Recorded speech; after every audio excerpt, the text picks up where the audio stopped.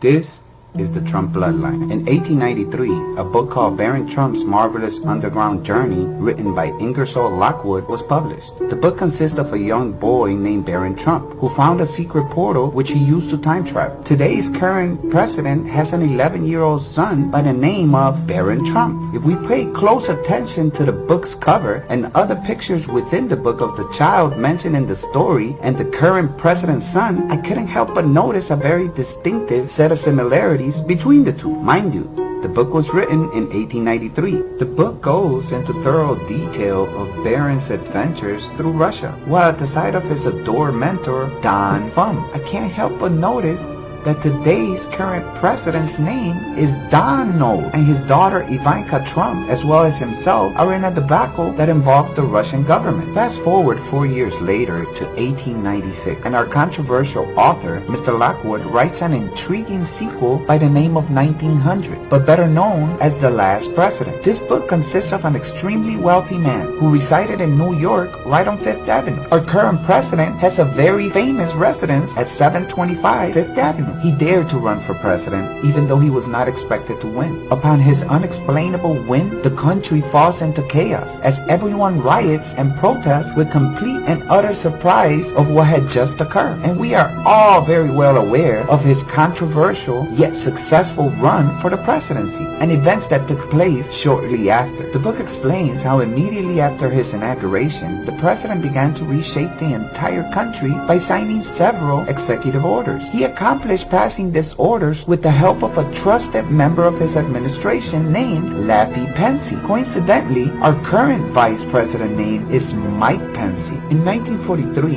Nikola Tesla died from a blood clot. Before his death, he made a claim about having built a time machine and has successfully used it to travel back and forth through time. Now, upon his death, the United States government took full possession of all his inventions and research under the power of the Office of Alien Property and handed the information over to the FBI after fully inspecting it. After numerous failed attempts to decipher Tesla's work, an outside source was hired to look deeper. Our current president's paternal uncle, named John G. Trump, was assigned said duty. John G. Trump claimed he couldn't understand nor had a concrete conclusion as to what Tesla was working on. Our current president's mother's name is Mary. His father's middle name happens to be Christ, and our very president was born on a night of a total lunar eclipse. Whether these documentations were premeditated, coincidences, conspiracies, or whatever label you choose to place upon it,